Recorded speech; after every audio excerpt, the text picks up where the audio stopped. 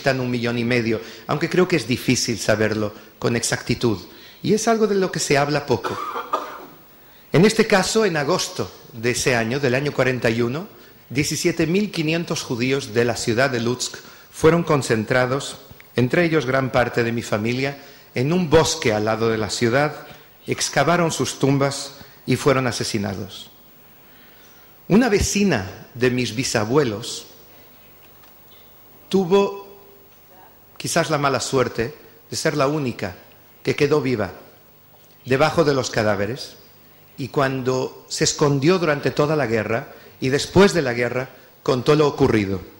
Esto escribió una carta a mis abuelos a Lisboa informándoles de lo que había pasado con su familia. En el año 45, cuando termina la guerra, ella no sobrevivió mucho tiempo más. Yo sé que el Yad Vashem consiguió tener también su testimonio, que cuenta un poco este testimonio y otros, porque un tío abuelo el hermano de mi abuelo, fue llevado a un campo de trabajo y un día llega la información de que los nazis quieren destruir el campo de trabajo. Los jóvenes judíos que había allí consiguieron meter de contrabando 5 o 6 pistolas, algunas hachas, cuchillos, y decidieron que iban a reaccionar cuando llegaran los alemanes. Lo que hicieron fue que en el momento en que entran los soldados alemanes, le quemaron la cara al oficial nazi.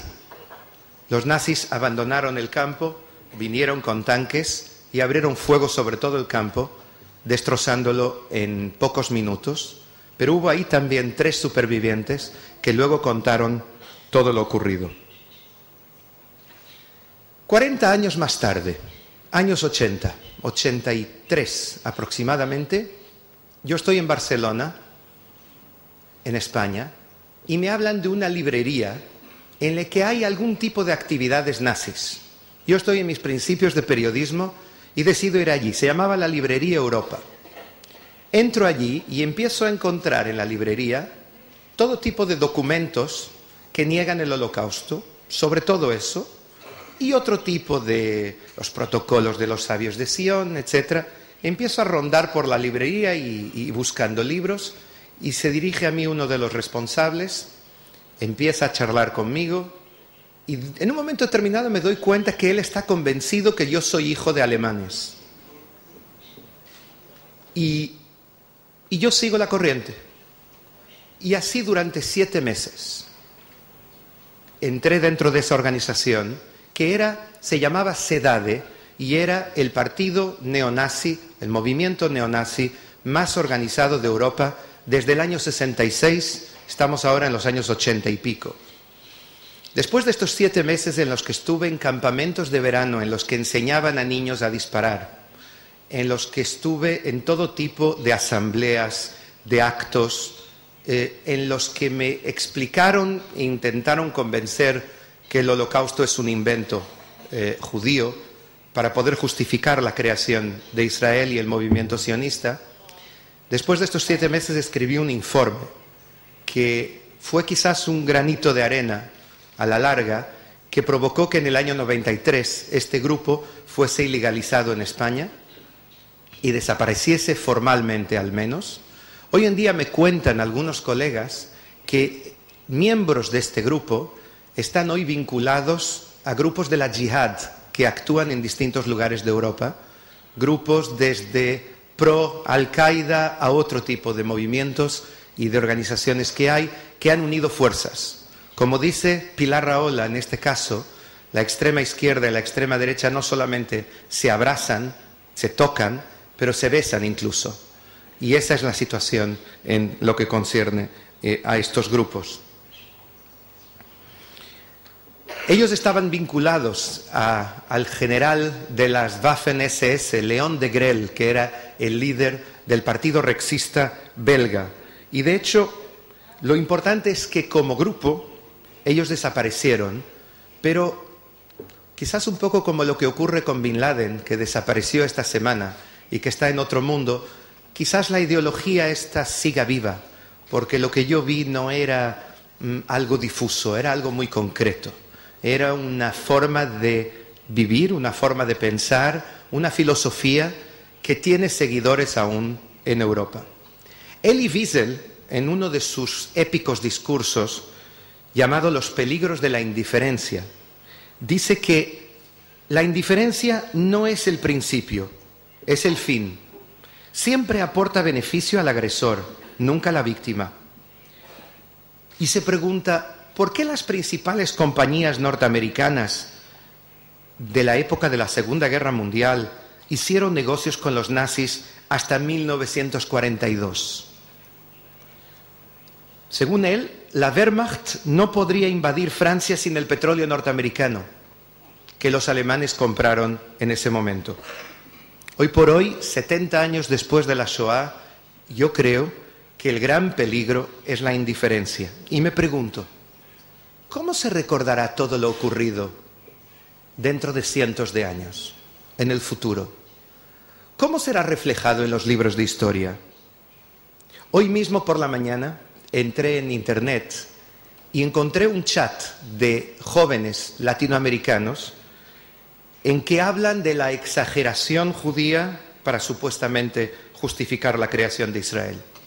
Pero no se trataba de nazis, esa es la impresión que yo tuve, sino de simplemente jóvenes que están interesados, que han escuchado a lo mejor que esta semana el pueblo judío recordó la Shoah y que hablan de ello como un tema más. Y dicen, no puede ser, ¿será posible que algo así realmente haya ocurrido? En el negacionismo hay una serie de posturas y una serie de matices, pero es muy interesante. En países como Alemania y Austria eso es crimen, hoy por hoy. En Estados Unidos no se penaliza ese tipo de declaraciones porque afirman que sería una vulneración del derecho a la libertad de expresión. Quizás uno de los grandes revolucionarios hacia el mundo en lo que concierne al Holocausto fue el Papa Juan Pablo II. Un hombre que yo creo que aún no ha tenido el justo reconocimiento dentro de la comunidad judía mundial de lo que él contribuyó. Y no solo judía, porque hoy, hace 10 años, él se convirtió en el primer papa que visitó una mezquita. Lo hizo en Siria también. Pero Juan Pablo II, yo pude investigarlo muy de cerca, porque hizo una película sobre un personaje fascinante, una señora israelí que se llama Hannah Avrutsky, que vive hasta hoy en Kfar Saba y que fue compañera del Papa Juan Pablo II cuando él era un novicio en Polonia. Juan Pablo II le gustaba mucho el teatro y actuaba en un grupo de teatro en Cracovia junto con muchos judíos.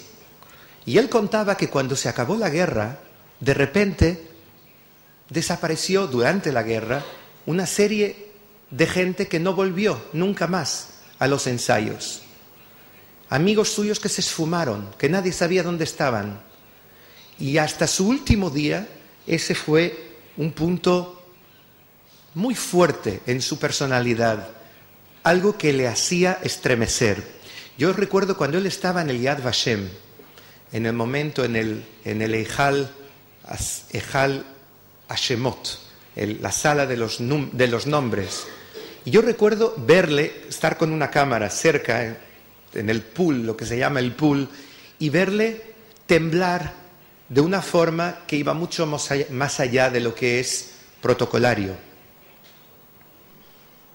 Era un trauma que le acompañó durante toda su vida, y yo creo que declaraciones como esta, que les voy a leer, que él hizo aquí y en otros lugares del mundo, dijo: queremos recordar, pero queremos recordar con un objetivo, para asegurar que eso nunca se vuelva a repetir.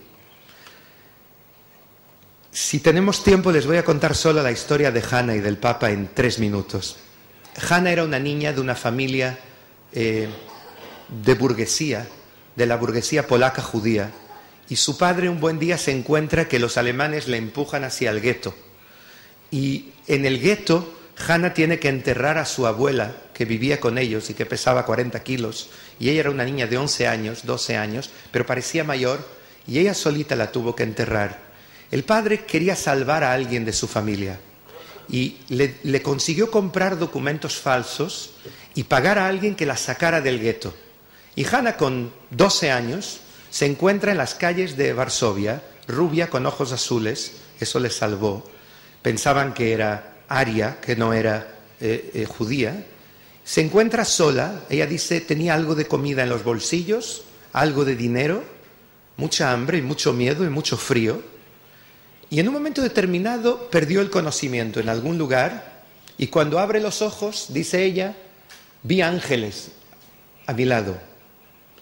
Eran monjas que la habían visto en la calle y la habían metido dentro del convento. Y ella no sabía dónde estaba. Las monjas vieron sus documentos y pensaron que ella era